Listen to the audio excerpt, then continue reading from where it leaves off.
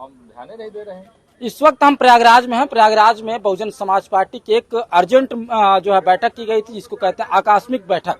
इस बैठक में मुख्य अतिथि के रूप में मंडल जोन के इंचार्ज राजू गौतम जी थे। राजू गौतम जी से जानेंगे क्या कुछ तैयारी चल रही है बहुजन समाज पार्टी की तरफ से फूलपुर उपचुनाव को लेकर, क्या कुछ तैयारी चल रही है सर?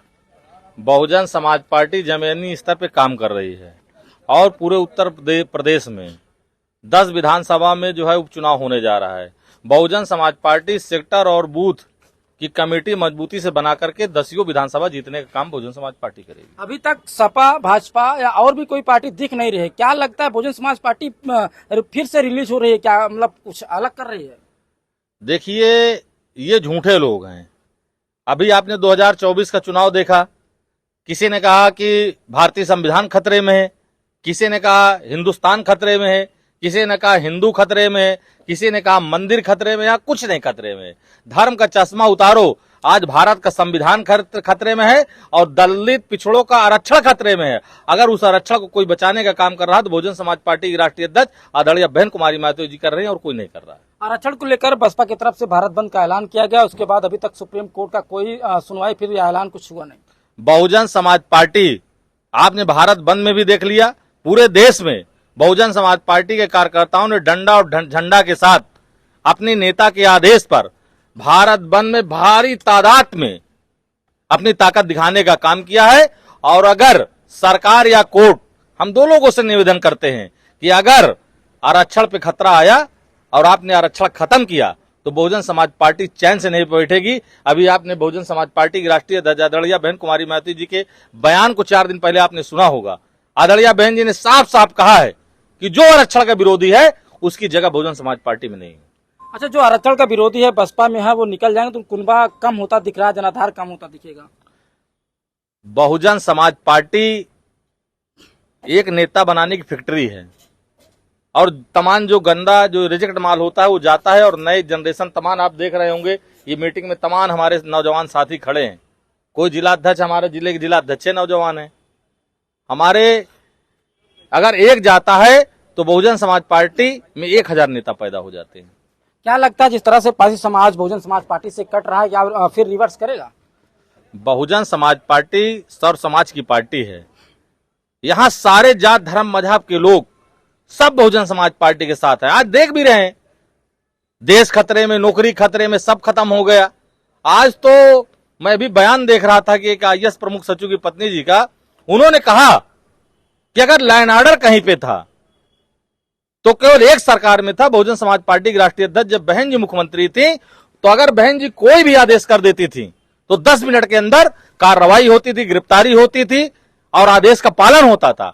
आज तो मुख्यमंत्री सुबह से शाम तक चाहे जितना आदेश करें, कोई भी काम जमीनी स्तर पे नहीं हो रहा है। कुछ दिन पहले योगी आदित्यनाथ जी जो है इफ्को फैक्ट्री में आए थे, क्या लगता है उनके आने से कुछ असर पड़ेगा चुनाव? कुछ नहीं, पूरी तरह फेल है। भारतीय जनता पार्टी, योगी मोदी सब फेल हैं और हर मोर्चे पे फेल है। आज पूरे देश में पत्रकार नहीं सुरक्षित हैं, हमारी डॉक्टर बहनें सुरक्षित नहीं हैं। पूरे देश में आज हमारी बहनों के साथ शोषण हो रहा है, अन्याय हो रहा है, अत्याचार हो रहा है। हमारे अभी देखा आपने तमिलनाडु में हमारे प्रदेश अध्यक्ष की हत्या हो गई।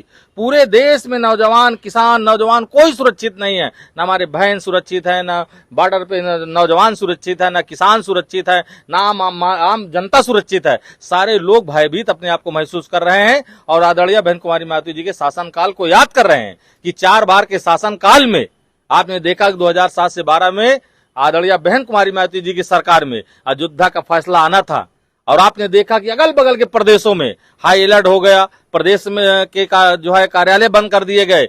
लेकिन उत्तर प्रदेश में आदरणीय बहन कुमारी महतो जी का निर्देश था कि न कोई कार्यालय बंद होगा, न कोई ऑफिस जो है बंद होगा। जो भी निर्णय आएगा वो हिंदू को भी मानना पड़ेगा और मुसलमान को भी मानना पड़ेगा। एक चिड़िया नहीं मारी गई, आदमी छोड़ दीजिए आप। विधानसभा उपचुनाव को लेकर 10 सीटों पर उपचुनाव होना है, क्या लगता है सर बीएसपी कितनी सीटों पर जीत दर्ज करेगी? बहुजन समाज पार्टी की राष्ट्रीय अध्यक्ष आदरणीय बहन कुमारी महतो जी ने फूलपुर से बहुजन समाज पार्टी के मिशनरी साथी और लंबे अरसे से ये 13-14 साल से बहुजन समाज पार्टी की विधानसभा अध्यक्ष रहे, तमाम पदों पे काम किए। कार्यकर्ताओं की चाहत थी कि कार्यकर्ताओं को टिकट मिलना चाहिए, उस चाहत को आदरणीय बहन कुमारी महतो जी ने पूरा करने का काम किया। मैं दिल की गहराई से आदरणीय बहन कुमारी महतो जी को धन्यवाद देता हूं, आभार प्रकट करता हूं और विश्वास दिलाता हूं कि फूलपुर से हम लोग भारी तादाद में जीत करके आदरणीय बहन कुमारी मायावती जी के हाथों को मजबूत करने का काम करेंगे। फूलपुर चुनाव को लेकर अब सपा की तरफ से प्रभारी जो है इंद्रजीत सरोज को बनाया गया है और भाजपा से केशव प्रसाद मौर्य को बनाया। क्या इनका कुछ इम्पैक्ट पड़ेगा, असर पड़ेगा? डबल इंजन की सरकार भी फेल है और जिनको प्रभारी बनाया गया है वो भी फेल है। इसलिए कि अभी आप लोगों ने देखा कि तमाम समीकरण से जो लोग कहते थे कि हम फला की कुंडी बंद करा देंगे, हम फला की कुंडी बंद करा देंगे, फला के घर में ताला लगा देंगे, वहां मस्तक होना पड़ा लोगों को स्वार्थ की राजनीति के लिए। बहुजन समाज पार्टी स्वार्थ की राजनीति नहीं करती है, कार्यकर्ताओं के सुख दुख कार्यकर्ताओं के लिए राजनीति होती है। अभी हमारी बात हो रही थी राजू गौतम जी से, उन्होंने कहा कि बहुजन समाज पार्टी स्वार्थ की राजनीति नहीं करती है, बहुजन समाज पार्टी कार्यकर्ताओं के सुख दुख के लिए कार्य करती है। वीडियो को ज्यादा से ज्यादा शेयर करें और चैनल को सब्सक्राइब करना मत भूलें। धन्यवाद।